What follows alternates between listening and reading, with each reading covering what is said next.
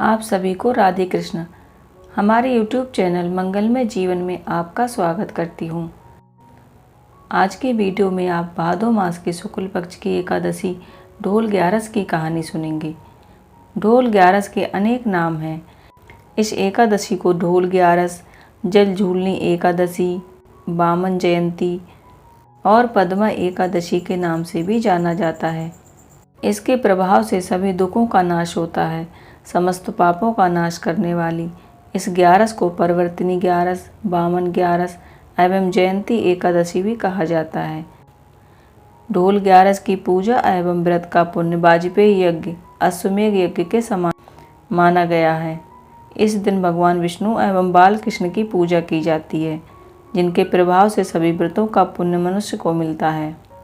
इस दिन विष्णु जी के अवतार वामन देव की पूजा की जाती है और उनकी पूजा से त्रिदेव पूजा का फल मिलता है।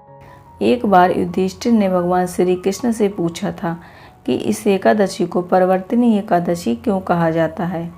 तब भगवान श्री कृष्ण ने उत्तर दिया था कि इस दिन भगवान विष्णु अपनी शैया पर सोते हुए करवट बदलते हैं, इसलिए इसे परिवर्तिनी एकादशी भी कहा जाता है। भगवान श्री कृष्ण का ध्यान करते हुए कहानी शुरू करते हैं। युधिष्ठिर कहने लगे कि हे भगवान, भाद्रपद शुक्ल एकादशी का नाम क्या है, इसकी विधि क्या है तथा इसका महात्म्य क्या है, कृपया करके आप मुझसे कहिए। तब भगवान कृष्ण कहने लगे, इस पुण्य, स्वर्ग और मोक्ष को देने वाली तथा सब पापों का नाश करने वाली उत्तम वामन एकादशी का महात्म्य मैं तुमसे कहता हूँ, तुम ध्यान पूर्वक सुनो। यह पद्म या परिवर्तिनी एकादशी जयंती एकादशी भी कहलाती है।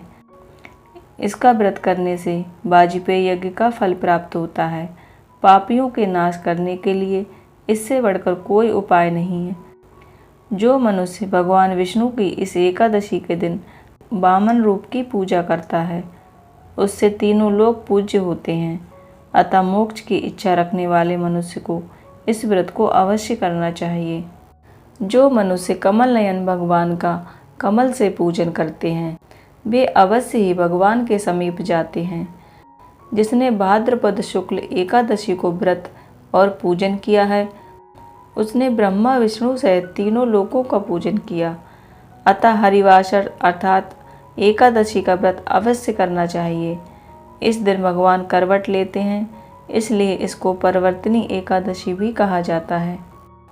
यह एकादशी जयंती एकादशी भी कहलाती है। इसका यज्ञ करने से वाजपेयी यज्ञ का फल मिलता है। भगवान के वचन सुनकर युधिष्ठिर बोले कि भगवान, मुझे अति संदेह हो रहा है कि आप किस प्रकार सोते और करवट लेते हैं तथा किस तरह राजा बलि को बांधा और वामन रूप रखकर क्या क्या लीलाएं की। चातुर्मास के व्रत की विधि क्या है तथा आपके शयन करने पर मनुष्य का क्या कर्तव्य है, सो आप मुझको विस्तार पूर्वक कहिए। त्रेता युग में बलि नामक एक दैत्य था। वह मेरा परम भक्त था। विविध प्रकार के वेद सूक्तों से मेरा पूजन किया करता था और नित्य ही ब्राह्मणों का पूजन तथा यज्ञ का आयोजन करता था। लेकिन इंद्र से द्वेष के कारण उसने इंद्रलोक तथा सभी देवताओं को जीत लिया। इस कारण सभी देवता एकत्रित होकर सोच विचार कर भगवान के पास गए। बृहस्पति सहित इंद्र आदि देवता प्रभु के निकट जाकर और नमस्कार करके वेद मंत्रों द्वारा भगवान की पूजन और स्तुति करने लगे। अतः मैंने वामन रूप धारण करके 5वां अवतार लिया और फिर अत्यंत तेजस्वी रूप से राजा बलि को जीत लिया। इसी वार्ता को सुनकर राजा युधिष्ठिर बोले कि हे जनार्दन, आपने वामन रूप धारण करके उस महाबली दैत्य को किस प्रकार जीता। श्री कृष्ण कहने लगे कि मैंने वामन रूपधारी ब्रह्मचारी बलि से 3 पग भूमि की याचना करते हुए कहा, यह मुझको तीनों लोक के समान है और हे राजन, यह तुमको अवश्य देनी ही होगी। राजा बलि ने इसे तुच्छ याचना समझकर 3 पग भूमि का संकल्प मुझको दे दिया और मैंने अपने त्रिविक्रम रूप को बढ़ाकर यहाँ तक कि भूलोक में पद, भूलोक में जंगा, स्वर्गलोक में कमर, महालोक में पेट, जनलोक में हृदय, यमलोक में कंठ की स्थापना कर सत्यलोक में मुख उसके ऊपर मस्तक स्थापित किया। सूर्य, चंद्रमा आदि सब ग्रह, तारागण, योग, नक्षत्र, इंद्र आदि देवता और शेष आदि सब नागगणों ने विविध प्रकार से वेद सूक्तों से प्रार्थना की। तब मैंने राजा बलि का हाथ पकड़कर कहा कि हे राजन, एक पद से पृथ्वी, दूसरे से सूर्यलोक संपूर्ण हो गए, अब तीसरा पग कहाँ रखूं? तब बलि ने अपना सिर झुका लिया और मैंने अपना पैर उसके मस्तक पर रख दिया, जिससे मेरा वह भक्त पाताल को चला गया। फिर उनकी विनम्रता और नम्रता को देखकर मैंने कहा कि हे बलि, मैं सदैव तुम्हारे निकट ही रहूँगा।